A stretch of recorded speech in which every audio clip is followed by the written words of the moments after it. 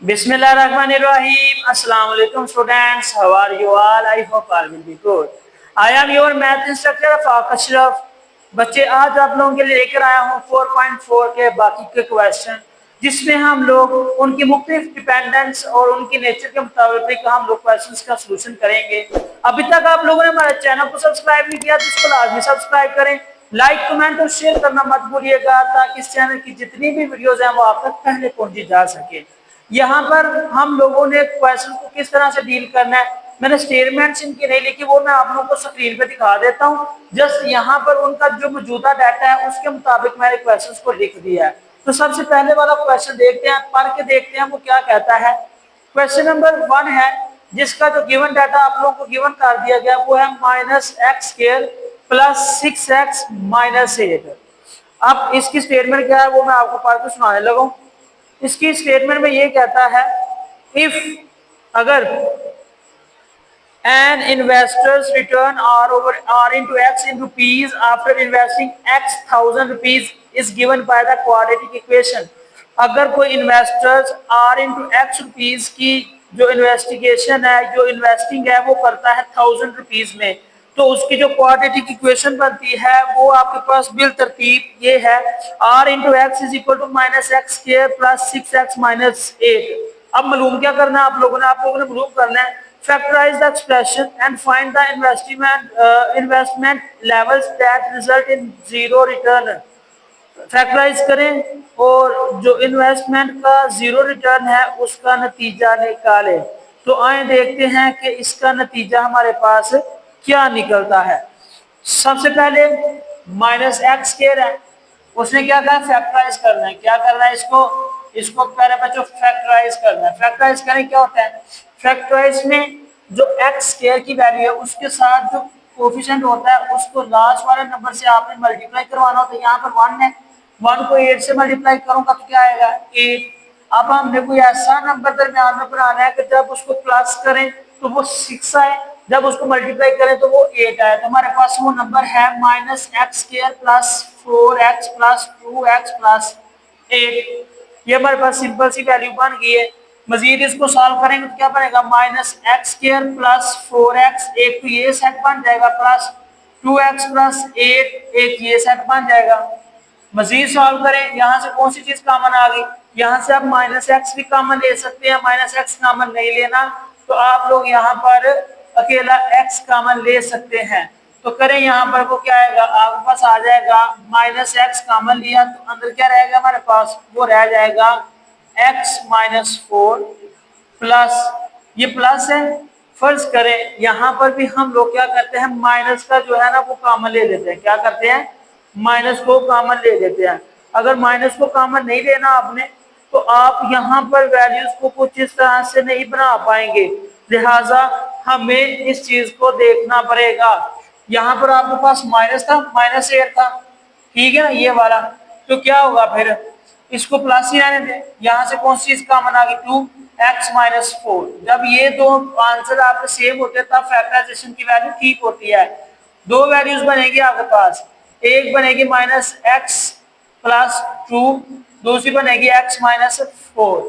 उसने क्या कहा है find the investment level that returns the zero, यानी कि इसको आपने जीरो के इक्वलेंट कर देना। दो वैल्यूज बनेगी फिर आपके पास, एक क्या है -x + 2 = 0, x = 2, ठीक है, x - 4 = 0। ये उस साइड पे क्या, तो ये क्या बन गया आपके पास 4 का। बच्चों आपके पास जो 2 और 4 है ये ऐसे नंबर्स हैं, ऐसी वैल्यूज हैं जो इसको बगैर, जो इन्वेस्टर को बगैर किसी रिजल्ट के और बगैर किसी इन्वेस्टमेंट के रिटर्न हो गई है। क्या हो गई है, इसको रिटर्न हो गई है। तो हम कह सकते हैं कि investment levels that result in the zero return will be x = 2 and x = 4 आ जाएगा। ठीक हो गया। क्वेश्चन नंबर 4 देखें, उसमें कहता है, मैं स्टेटमेंट पढ़ने लगा हूं, a company's profit PI into x in rupees from selling x units of the products is modified by the cube expression. एक क्यूब एक्सप्रेशन की सूरत में एक कंपनी का जो प्रॉफिट है उसको हम लोगों ने सेल किया, उसके शेयर्स को, और हमारे पास जो वैल्यू बची वो बची x cube minus 15x² plus 75x plus minus 125। अब मालूम क्या करना है, find the break even points s when where the profit is zero.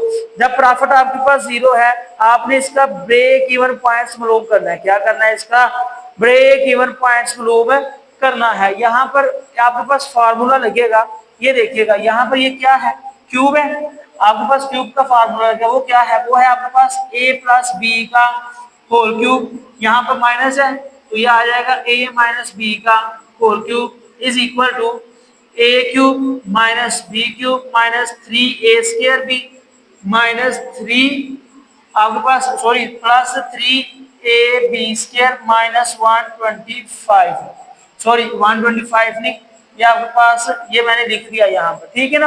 हमारे पास टोटल 4 रकमें ही बननी है। माइनस बी क्यूब को इधर लिख लें उधर लिख लें, नो इश्यू, ये आप पर डिपेंड करता है। करें इस वाले में मैं सिर्फ वैल्यूज पुट कर, ए क्या है फिर यहाँ पर, वो है आपका एक्स क्यूब, क्या है एक्स क्यूब। बी क्या है आपका, वो है आपका माइनस 125। 125 किसका क्यूब है, वो है 5 का क्यूब है। किसका क्यूब है, 5 का। अब यहाँ पर चीज समझने वाली है, दरमियान में कौन से नंबर लगने कौन से नहीं लगने हमें नहीं ये पता, लेकिन इन दो नंबर्स की बिना पर हम वो मालूम कर लेंगे।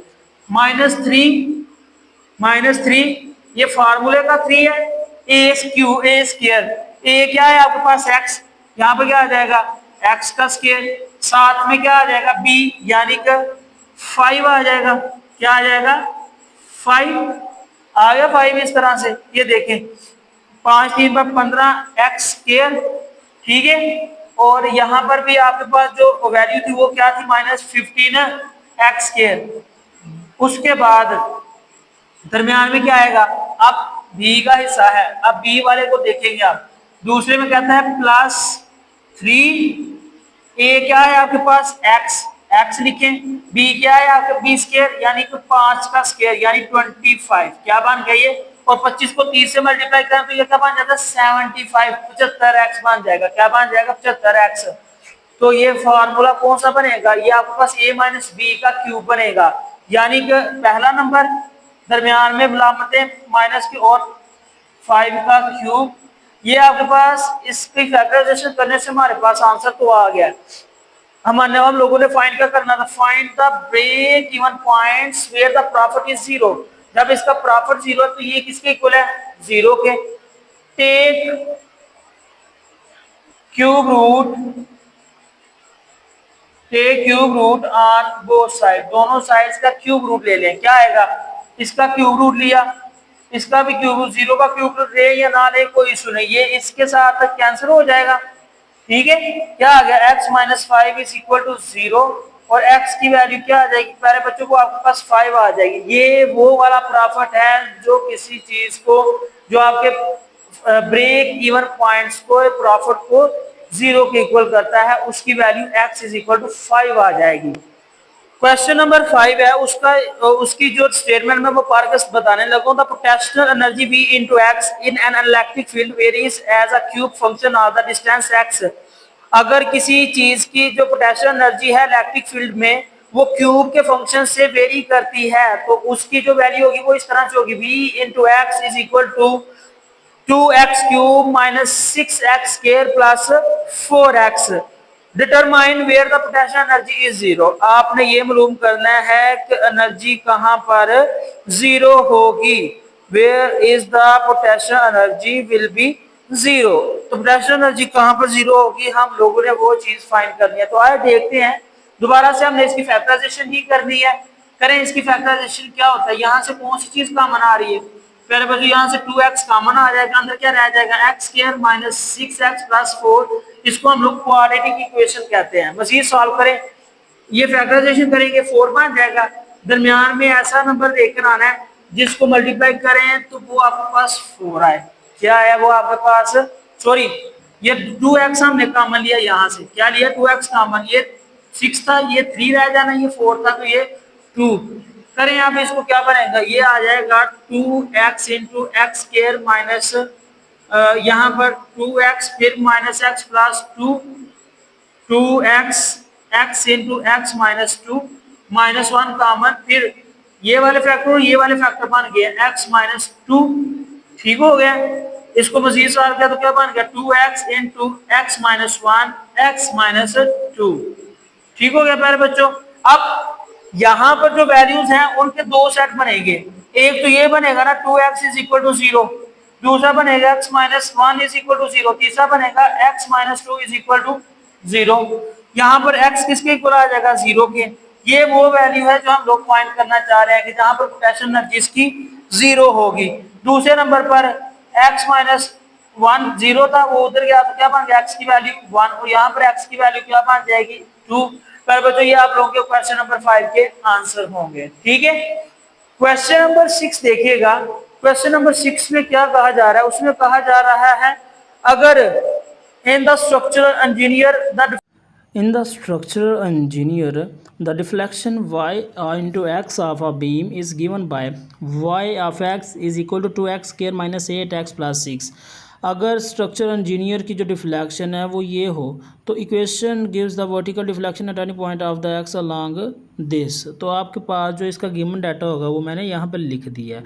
क्वेश्चन नंबर 6 में जो गिवन डाटा है वो है y into x is equal to 2x square minus 8x है, ये स्क्वेयर नहीं है इसके ऊपर, ये सिर्फ माइनस 8x और प्लस 6 है।